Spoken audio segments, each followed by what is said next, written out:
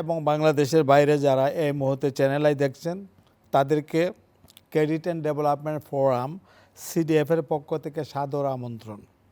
CDF বাংলাদেশে ক্ষুদ্র অর্থায়ন সেবা প্রদানকারী প্রতিষ্ঠানসমূহের একটি ফোরাম বা অ্যাসোসিয়েশন।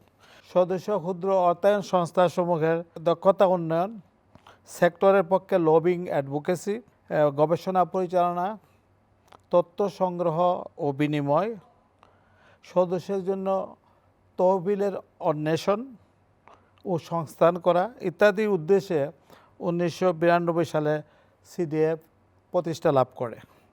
সিডিএফের 32 বছর পূর্তি উপলক্ষে অন্তর্ভুক্তিমূলক উন্নয়নে এমএফআই শীর্ষক একটি ধারাবাহিক আলোচনা চ্যানেল আই সম্প্রচার করছে।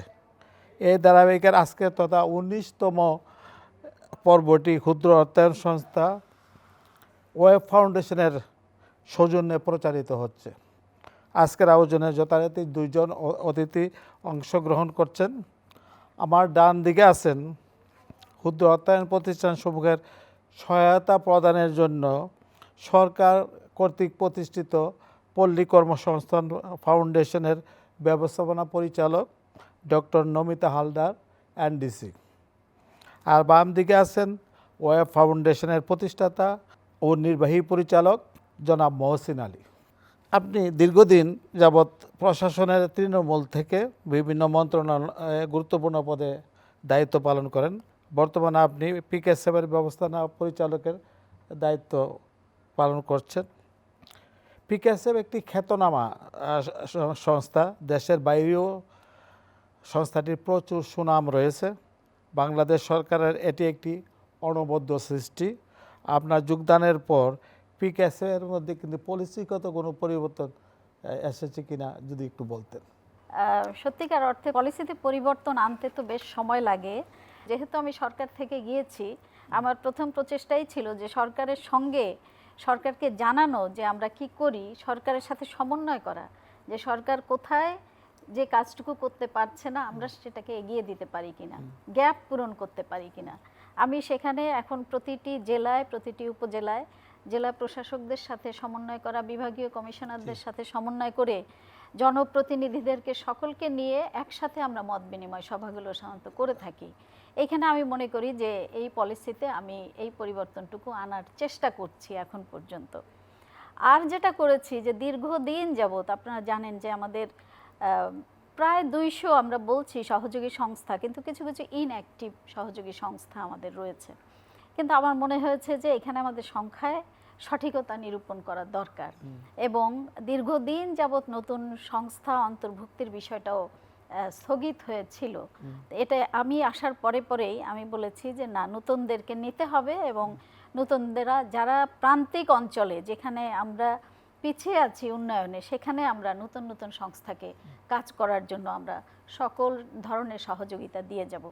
তার প্রেক্ষিতে অনেক প্রচেষ্টার পর ওরিয়েন্টেশন দিয়েছি তাদেরকে, বিভিন্নভাবে তাদের কাজকর্ম পরীক্ষা নিরীক্ষা করে আমাদের সহযোগী করার মতো উপযুক্ত পর্যায়ে নিয়ে এসে আমরা 22 এবং 23 সালে মোট 10টা সংস্থাকে অন্তর্ভুক্ত করতে পেরেছি।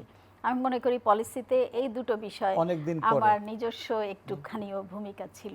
ভবিষ্যতে আরও চেষ্টা করব।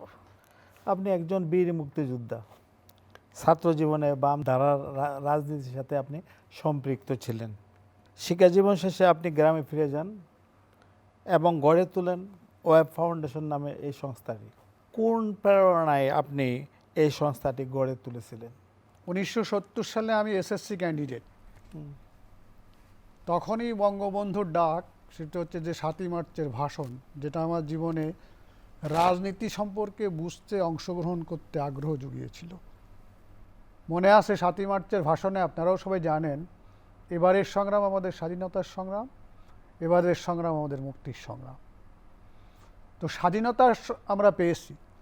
স্বাধীনতার পর দীর্ঘ সময় পার হয়ে একটা সময় আমাদের সকলেরই উপলব্ধিতে এসেছে আমরা কিন্তু মুক্তি এখনও পাইনি।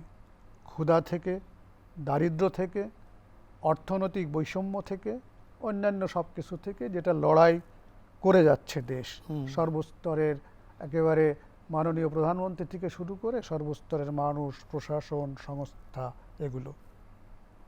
এই প্রেক্ষাপটে আমি যখন ফিরে গেলাম আমার এলাকায়, রাজনীতির সাথেও আমার সংযোগ ছিল, উঠা বসা ছিল, খোঁজখবর নেওয়াটাও ছিল। আমি নিজে একটি সাংস্কৃতিক সংগঠন গড়ে তোলার ক্ষেত্রে ভূমিকা রেখেছিলাম, সামাজিক উন্নয়নের ক্ষেত্রেও আমার যোগাযোগ ছিল।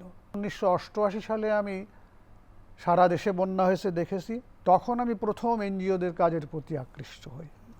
তাদের যে কাজ, উদ্যোগ, ক্ষতিগ্রস্ত মানুষের প্রতি সহায়তার উদাত্ত উদ্যোগ, চেষ্টা, এগুলো দেখে প্রাথমিকভাবে আকৃষ্ট হই।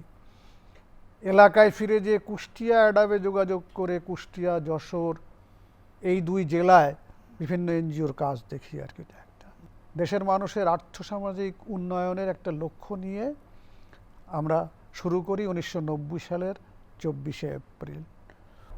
আমরা বলার চেষ্টা করি যে দারিদ্র্যমুক্ত ন্যায্য সমাজ। ন্যায্য সমাজ করতে হলে দারিদ্র্যটাকে দূর করতে হবে। আর ন্যায্য সমাজ বলতে ব্যাখ্যাটা দুনিয়ায় বিভিন্ন রকম আছে, তবে আমাদের সাউথ এশিয়ার ক্ষেত্রে যেটা হয়, পাবলিক সার্ভিস বলতে যেগুলো বোঝায়, পিছিয়ে পড়া মানুষকে এই পাবলিক সার্ভিসগুলো যাতে পায় তারা, এই জায়গায় সম্পৃক্ত করার একটা চেষ্টা করা। যেমন আপনি ধরেন শিক্ষা, স্বাস্থ্য, তারপরে হচ্ছে যে আপনার তার পাশাপাশি কৃষি, সোশ্যাল সেফটি নেট প্রোগ্রাম, মূলত এই 4টেকে কেন্দ্র করে হয়। এটার পরিধি যত সময় যায় তত বাড়ায়, আপনি ইচ্ছা করলে এটাকে বাড়াতেও পারেন, এটার অন্তর্ভুক্ত। তা আমরা মনে করি একেবারে তত্ত্বগত এবং প্র্যাকটিক্যালি যে ন্যায্য সমাজটা আমাদের এখানে জরুরি এই জায়গার থেকে, এবং দারিদ্র্যমুক্ত হতে হবে। আপনি যদি প্রেরণা বলেন আমাকে, এটাই হচ্ছে মূল প্রেরণা আমার উদ্যোগের। যে উদ্দেশ্যে সরকার পিকেএসএফ প্রতিষ্ঠা করেন, আপনি বর্তমানে এই সংস্থার ম্যানেজিং ডিরেক্টর, আপনি কি মনে করেন সরকারের উদ্দেশ্য সাধিত হয়েছে বা হচ্ছে? এরকম হয়েছে যদি বলি সেটা একটু বেশি বলা হয়ে যাবে, তবে হচ্ছে। কিভাবে হচ্ছে একটু আমি একটু বলি। 1990 সালে যখন পিকেএসএফ প্রতিষ্ঠিত হলো, তখন কিন্তু পিকেএসএফের ম্যান্ডেটই হলো যে দারিদ্র্য বিমোচন করতে হবে। কিভাবে? কর্মসংস্থানের মাধ্যমে। কাদেরকে দিয়ে?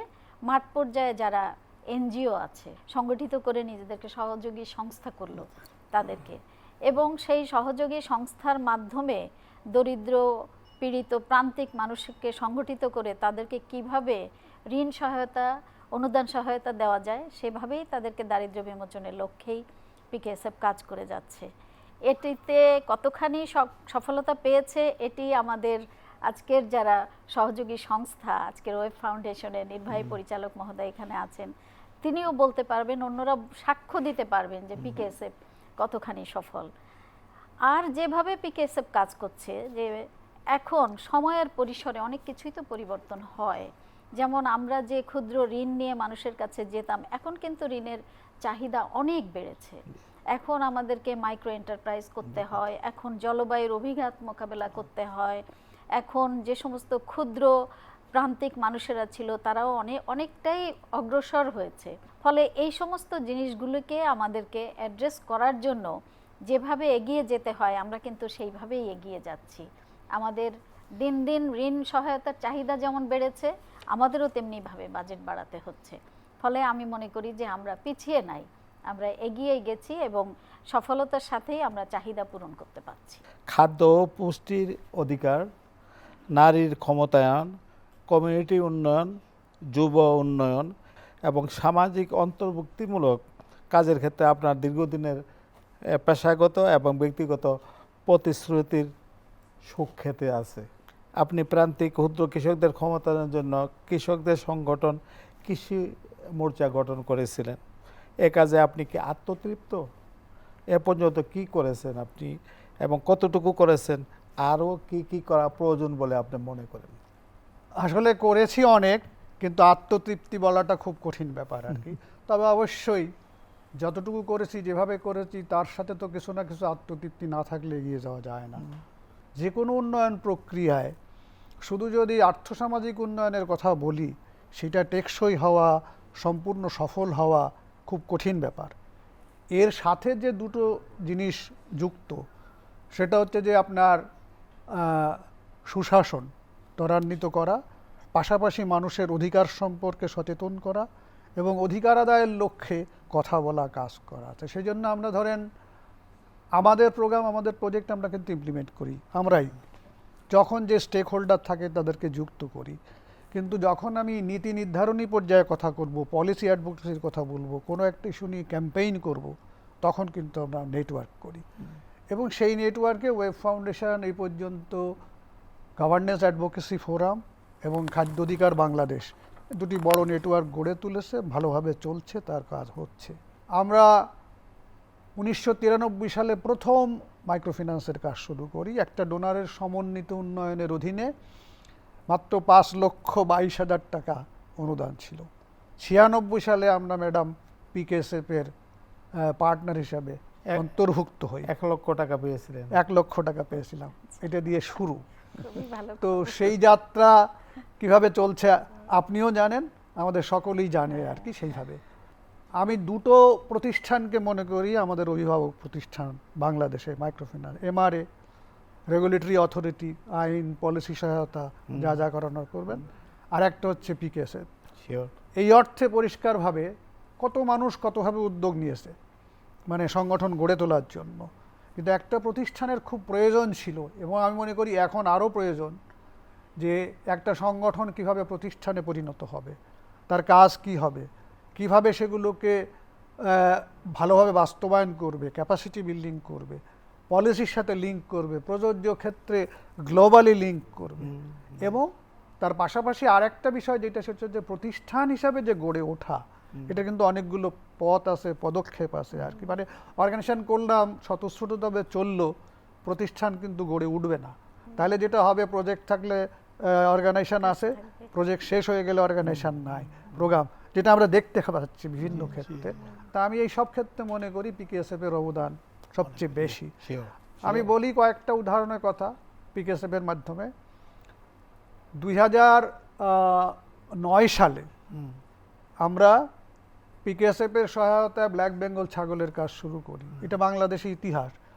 ওই এলাকায় ব্ল্যাক বেঙ্গল ছাগল হতো খুব গরিব মানুষের কাছে কয়েকটা। শুধুমাত্র মাচা পদ্ধতিতে ব্ল্যাক বেঙ্গল ছাগল পালনের কারণে, খাদ্য টাদ্য অন্যান্য দিকে দেখার কারণে মর্টালিটি রেট 20% থেকে কমে 2% এসে নেমেছে। এবং সেই ব্ল্যাক বেঙ্গল গোট চুয়াডাঙ্গা, মেহেরপুর সহ ওই এলাকায় কি বিস্তৃতি, গেলে আপনাকে রাস্তায় একবার ধাক্কা খেতেই হবে ছাগলে, যেটাই যান, যে জায়গায় যান আপনাকে যেতে হবে। এটা একটা। দ্বিতীয়ত হচ্ছে ভেড়া মেহেরপুর জেলায় হতো খুব বেশি, একদম লোকাল ভেড়া। তো ভেড়ার সাথে গাড়লের সংমিশ্রণের মধ্য দিয়ে এখন যে জাতটা হয়েছে শঙ্কর, এটা শুধু মেহেরপুরে ছিল কিছু এলাকায়। সেই মেহেরপুর জেলায় ব্রিডিং ফার্ম, তার আগে চুয়াডাঙ্গার কোষাঘাটায় হচ্ছে যে আপনার ছাগল ব্রিডিং ফার্ম পিকেএসএফের সহায়তায়। এবং সেই ভেড়ারও প্রসার এখন দিন যত যাচ্ছে আমরা সাপ্লাই দিয়ে পাচ্ছি না। পিকেএসএফের সহায়তা আমরা কিন্তু দুম্বা ফার্ম গড়ে তুলেছি। আমাদের কাছে প্রশ্ন ছিল দুম্বা করে কি হবে, কেন হবে, কিন্তু মানুষের শখ থেকে শুরু করে অনেক কিছুরই কিন্তু মাংসেরও একটা ব্যাপার আছে আর কি। এটা একটা, আমরা এখন দুম্বা সাপ্লাই দিয়ে পাচ্ছি না, এত চাপ বিভিন্ন ধরনের মানুষের, এইটা আর কি।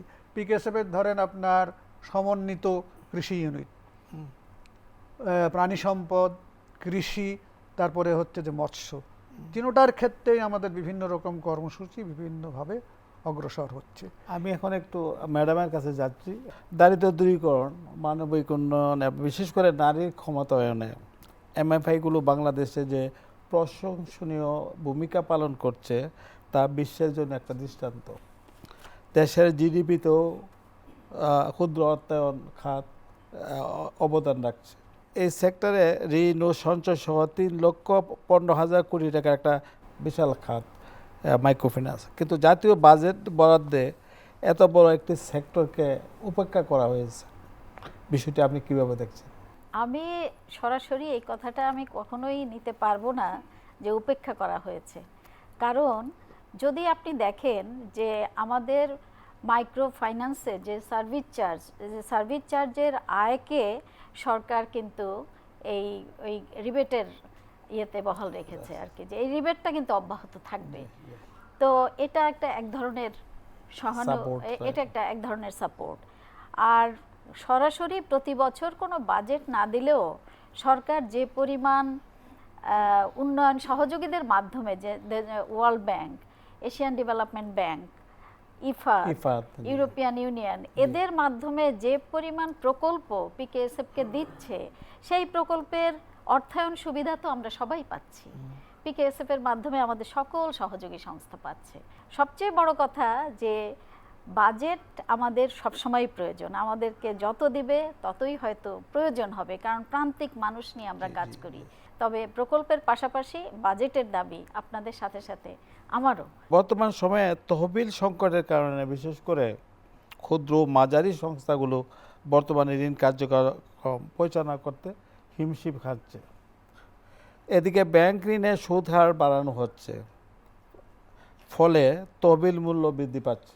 যেখানে ব্যাংক ঋণের সুদ বৃদ্ধি পেয়েছে, যেখানে ক্ষুদ্র অর্থায়নের সার্ভিস চার্জের হার বৃদ্ধি করার কথা, সেখানে এমআরএর সার্ভিস চার্জের হার আরও হ্রাস করার জন্য এমআরএ উঠে পড়ে লেগেছে অনেকটাই। এরকম বিষয়টি আপনি কিভাবে দেখছেন? মাইক্রো ক্রেডিট সেক্টর কিন্তু এখন একটা ফর্মাল সেক্টর এবং বড় সেক্টর, জি। দিন দিন বড় হচ্ছে। আপনাদের মনে আছে 2015 সালে মাননীয় প্রধানমন্ত্রীর নেতৃত্বে দারিদ্র্য বিমোচনের যে লক্ষ্য নিয়ে এমডিজি বাস্তবায়নের কাজ শুরু হয়েছে, জি। এনজিওরাও কিন্তু তার একটা বড় অংশীদার রাইট। এই দেশে।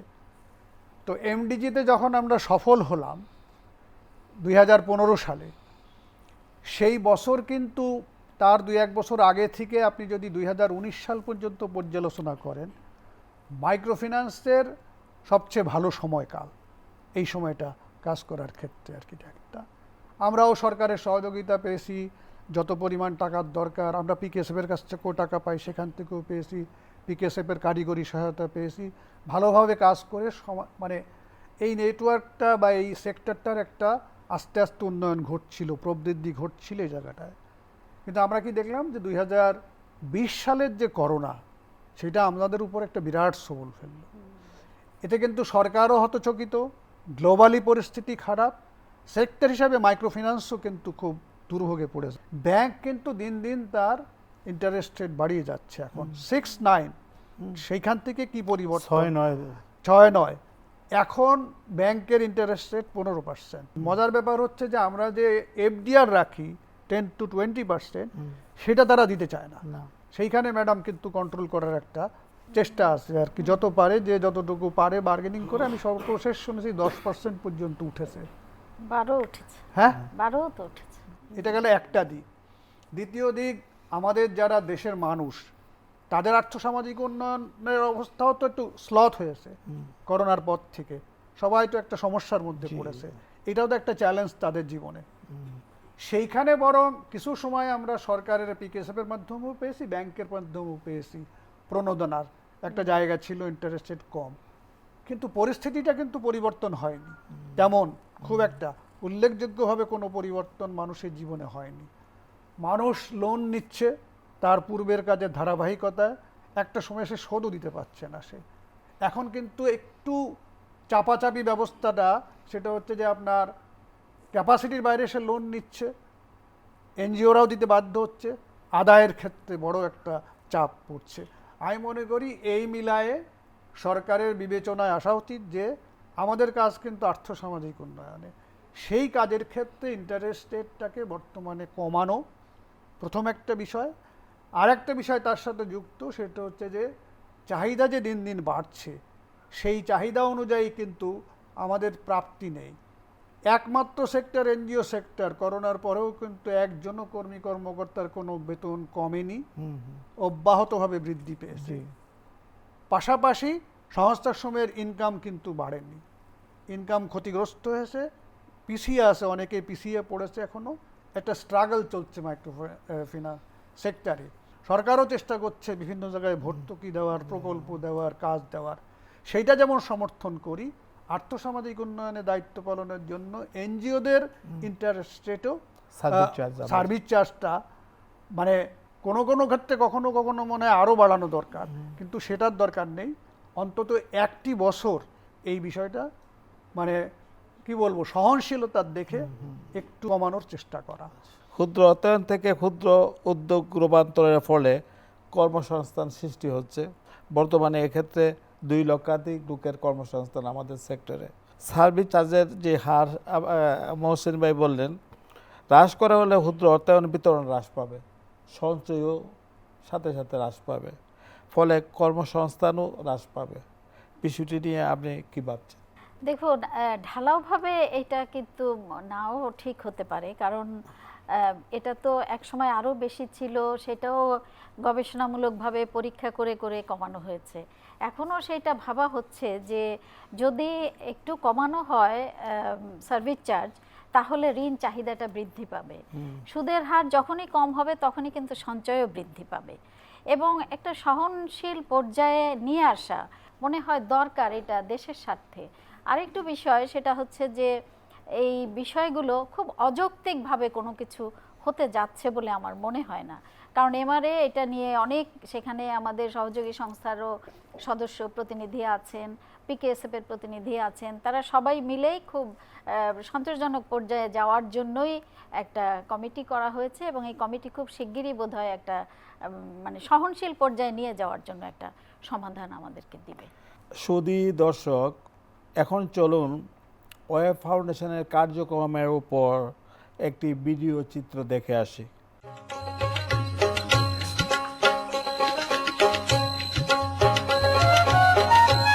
ছাগলে একবার হয়তো আর মরে যেত।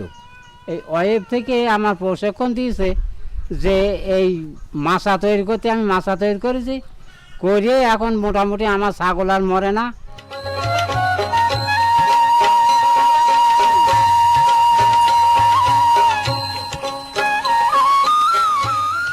টাকা নিয়ে ছাগল কিনলাম, ছাগল কেনার পরে একটা ছাগল মারা যায়, জানাই, তারপর ওরা টাকাও আমার দিয়ে দেয় সেই ছাগলে। 5 মাস পর পর ওরা টিকা দিয়ে দেয়। ছাগলের অসুখ বিসুখ আর হয় না, ছাগল মারাও আর যায় না। ছাগল ভালো আছে, ছাগল পয়সা খান লাভবানও আছে। প্রথম 1.5 বিঘে ঘাস লাগালাম, তো ওই ফাউন্ডেশন কিছু অনুদানও দিয়ে এলো। দেওয়ার পর টুকটাক করে ওই 1.5 বিঘিতে 3 বিঘি, 3 বিঘিতে 6 বিঘি, 6 বিঘের পর তারপর এখন বর্তমান হচ্ছে 15-20 বিঘে জমি চাষ করি আমি। আর্থিক সমস্যার কারণে আমি প্রশিক্ষণে যোগ দিলাম। এই ওয়েব ফাউন্ডেশন থেকে আমাকে এই মুরগির বাচ্চা দেওয়া হলো। পরে বাচ্চাগুলো বড় হলো, হওয়ার পরে এখন আমি ওইগুলো বিক্রি করব, আমার সংসারটা আরো সুন্দরভাবে চলবে। আমার নাম মোসাম্মদ রোকসানা খাতুন। আমার এই বিবাহ হয়েছে 5 বছর। তার সাথে যদি হাত খরচে টাকা চাই, সে অনেক বকাঝকা করে। পরে এখন আমি এই ওয়েব ফাউন্ডেশন থেকে 5টি হাঁস পাইছি, এই হাঁসটা পালন করে আমি অনেক উন্নতি হয়েছি আগের চেয়ে। আমার আশা আছে বড় করে এই হাঁস পালনের জন্য একটা খামার বানাবো।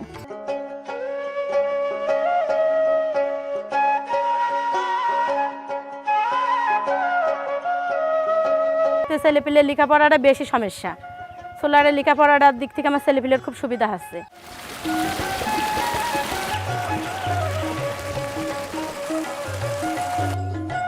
ধান, আপনার সবজি, ভুট্টা, পাট সবই করতে আমরা সক্ষম হচ্ছি এই পানির কারণে। ধানের জমিতে যে পরিমাণ পানি দরকার সেই পরিমাণে আমরা পাচ্ছি, এই জন্য আমাদের ফসল বেশি আসছে। সোলার প্রকল্পটা হয়ে আমাদের কি সুন্দর একটা ধানের মাঠ হয়েছে, খুব সুন্দরভাবে আমরা চাষাবাদ করতে পারছি।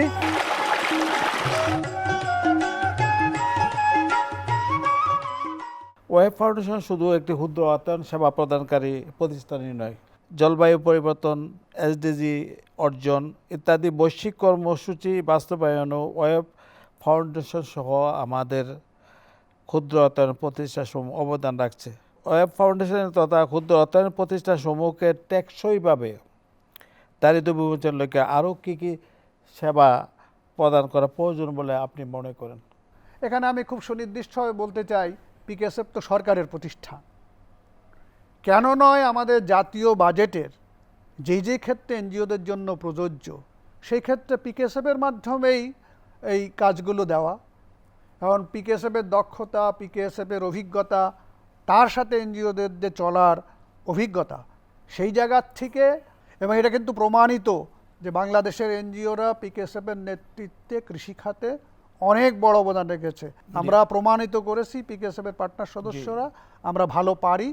এবং আমি সুনির্দিষ্টভাবে বলছি, কৃষিখাত 3 নম্বর হচ্ছে যে লাইভলিহুড, জীবন জীবিকার যে কোনো ক্ষেত্রে, এই যে দারিদ্র্য বিমোচনের প্রশ্ন আসছে জায়গা ভেদে, আপনার উপকূলীয় এলাকা। এখন আরেকটা কিন্তু শুরু হয়েছে যে হিট ওয়েভ এতদিন বাংলাদেশের গায়ে লাগেনি, এখন লাগতেছে। এইবার কিন্তু গায়ে লাগছে। তার মধ্যে আমার কর্মলাগা কিন্তু প্রধান, চুয়াডাঙ্গা, মেহেরপুর, এদিকে কুষ্টিয়া, ঝিনাইদহ, যশোর পর্যন্ত আর কি। আমাদের হিট ওয়েভের দিকে মনোযোগ দেওয়া দরকার, কারণ এরপরে কৃষিও ক্ষতিগ্রস্ত হবে। আচ্ছা, কোভিড-19 এবং রাশিয়া ইউক্রেন যুদ্ধ থেকে সৃষ্ট আর্থিক যে অচল অবস্থা থেকে ক্ষুদ্রতম সেক্টরের বর্তমান চ্যালেঞ্জসমূহ, যেমন তহবিল সংকট, সার্ভিস চার্জ বিষয়ে অতিরঞ্জিত প্রচার, রেগুলেটরি বাধাসমূহ ইত্যাদি সম্পর্কে আপনি যদি কিছুটা আলোকপাত করতেন, এই চ্যালেঞ্জসমূহ কীভাবে অতিক্রম করা যায় বলে আপনি মনে করেন? আমি একটা সুসংবাদ দিতে চাই, চ্যালেঞ্জ তো সবসময়ই থাকবে, চ্যালেঞ্জ মোকাবেলা করেই কিন্তু আমরা এগিয়ে যাচ্ছি। এবং সর্বশেষ আমাদের যে প্রকল্পটি এশিয়ান ডেভেলপমেন্ট ব্যাংকের এসেছে, সেখানে একটা প্রভিশন যে ক্রেডিট এনহ্যান্সমেন্ট স্কিম, CES, এরকম একটা স্কিম আমরা চালু করার জন্য পরীক্ষা নিরীক্ষা নীতিমালা অলরেডি আমরা তৈরি করে ফেলেছি।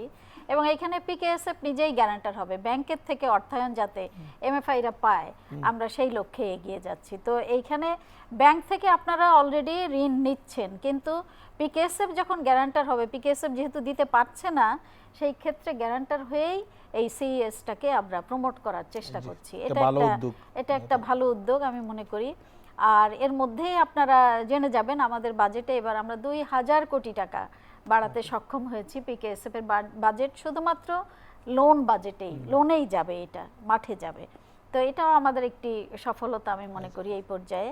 এবং আমরা চাই যে মিডিয়া অনেক বেশি এগিয়ে আসুক, আমাদের এই অতিরঞ্জনগুলোকে ধুয়ে মুছে দিক, যে এখানে আসলে এই সত্যিকার অর্থেই গায়ে গতরে খেটেই কিন্তু আমরা সার্ভিস চার্জটা তারা নিচ্ছে, এবং আমরা PKSF সেটা প্রত্যক্ষ করছি। আশা করি আমাদের যে মাইক্রো ক্রেডিট রেগুলেটরি অথরিটি এবং আমরা যৌথ প্ল্যাটফর্মে PKSF আমরা কাজ করছি, আশা করি এইসব আমরা অচিরেই নিরসন করতে পারব। শুধু দর্শক, MFIদের কার্যক্রম এবং অর্থনীতিতে MFIদের অবদানের বিষয়ে খানিকটা ধারণা আজকে অনুষ্ঠানের মাধ্যমে আমরা শেয়ার করার চেষ্টা করেছি। আশা করি আপনারা আলোচনাটি উপভোগ করেছেন।